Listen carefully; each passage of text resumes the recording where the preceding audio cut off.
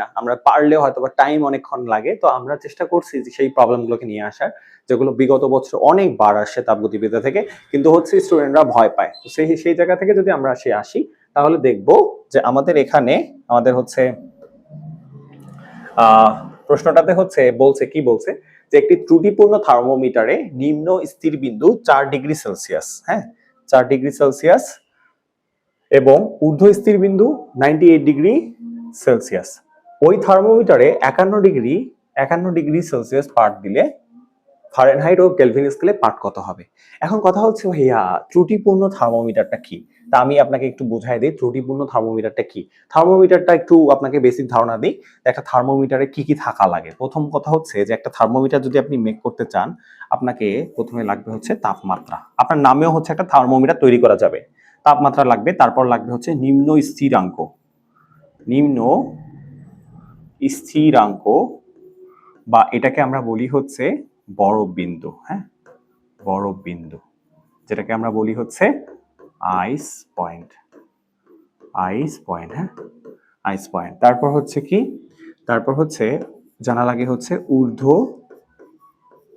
স্থিরাঙ্ক, হ্যাঁ বা হচ্ছে বাষ্পবিন্দু মাইনাস হচ্ছে বরফ বিন্দু, হ্যাঁ।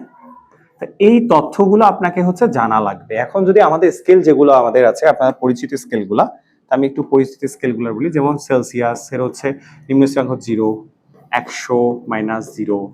তারপর হচ্ছে এফ নিম্ন স্থিরাঙ্ক হচ্ছে ফারেনহাইটে 32, ঊর্ধ্ব স্থিরাঙ্ক হচ্ছে 212, তারপর আবার 32। কেলভিন হচ্ছে কত? নিম্ন স্থিরাঙ্ক হচ্ছে 273 আর ঊর্ধ্ব স্থিরাঙ্ক হচ্ছে 373, হ্যাঁ। তারপর মাইনাস কত করব? 273 করব, ঠিক আছে 373। আচ্ছা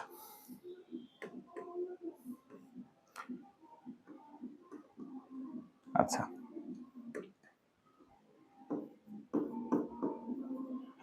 আচ্ছা, এইটা ছিল। আর এটাকে আমরা যদি ছোটভাবে সংক্ষিপ্তভাবে আরো প্রকাশ করতে পারি, কিভাবে প্রকাশ করি বলতো? আমরা হচ্ছে প্রকাশ করি হচ্ছে যে সি বাই হচ্ছে 5 এফ মাইনাস 32 ডিভাইডেড বাই হচ্ছে 9 কে মাইনাস 273 বাই হচ্ছে 5। আমরা এরকম করে কাজ করি। এটা হচ্ছে একটা স্কেল সম্পর্কে ধারণা। এখন ভাইয়া তোমার এটা ত্রুটিপূর্ণ, আমার প্রথম কথা হচ্ছে ভাইয়া এটা ত্রুটিপূর্ণ আমি কেমনে বুঝবো? কারণ দেখো নিম্ন স্থির বিন্দু হচ্ছে 4°C। আমরা জানি যে নিম্ন স্থির বিন্দু যদি সেলসিয়াসে হয় তাহলে সেটা 0° হওয়া উচিত, তো সেটা 4 হয়েছে। ঊর্ধ্ব স্থিরাঙ্ক কত হওয়া উচিত? ঊর্ধ্ব স্থিরাঙ্ক যদি আমরা দেখি, ঊর্ধ্ব স্থিরাঙ্ক হওয়া উচিত 100, সে জায়গায় হয়েছে 98। দ্যাট মিনস এটা ত্রুটিপূর্ণ। অর্থাৎ এখানে যে 51°C উত্তরটা আছে, অবশ্যই এটা হচ্ছে তোমার রাইট অ্যান্সার না। তাহলে ভাই আমি এখন তাহলে রাইট অ্যান্সার বের করবো কেমনে? আমাকে কিভাবে আমি কাজ করবো? দেখো আমাদের ফারেনহাইটে জানতে চাইছে আর কেলভিনে জানতে চাইছে।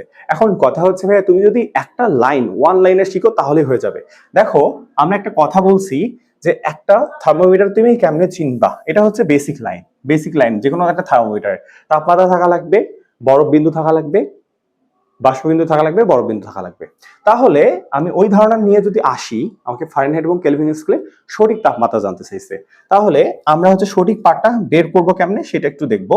একটু দেখবা সবাই। প্রথমে আসি, আগে তোমাকে মাথায় রাখতে হবে যে এর স্কেলটা সাজাও আগে। এর তাপমাত্রা হচ্ছে কত? 51। একদম ধরে ধরে দেখাবো। নিম্ন স্থিরাঙ্ক বা হচ্ছে বরফ বিন্দু কোনটা?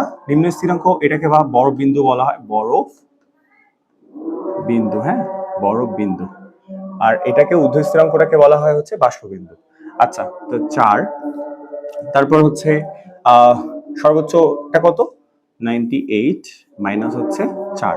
এখন আসি, আমাকে ফারেনহাইটে যদি আমি দিই তাহলে ফারেনহাইটের সাথে তুলনা করতে হবে। এফ মাইনাস হচ্ছে 32 ডিভাইড বাই কত? 212 মাইনাস হচ্ছে 32, এইভাবে তুলনা করতে হবে। আচ্ছা কেলভিন স্কেলে যদি করি তাহলে কেমনে করব? কে মাইনাস 273 করব, আর 373 মাইনাস হচ্ছে 273। That means 51 minus 4, 98 minus 4। এই হচ্ছে আমাদের বেসিক। এখন তুমি আমাকে বলো তো এটা হচ্ছে সলভ করতে পারবা কিনা? কে এর মান বের করতে হবে আর এখানে এফ এর মান বের করতে হবে, পারবা কি পারবা না। কথা হচ্ছে এটাকে যদি আমি আরেকটু ছোট করে দিই, অর্থাৎ হচ্ছে কিভাবে হবে? এফ মাইনাস 32 আর এখানে হচ্ছে কত আসবে? 180, আর তোমার হচ্ছে এখানে কত? 47, আর এখানে হবে 94।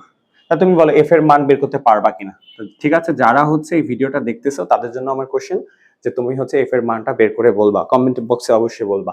আর এখানে হচ্ছে আমরা যদি কাজ করি তাহলে কি হবে বলতো, কে মাইনাস 273 ডিভাইডেড বাই 100 উপরে যাবে হচ্ছে 47 আর নিচে আসবে হচ্ছে 94। হ্যাঁ, তা এখানেও বলবা কে এর মানটা কত।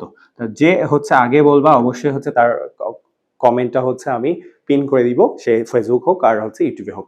দেখো মেইনলি হচ্ছে ভাই আগে প্রশ্ন রিড করা শিখতে হবে।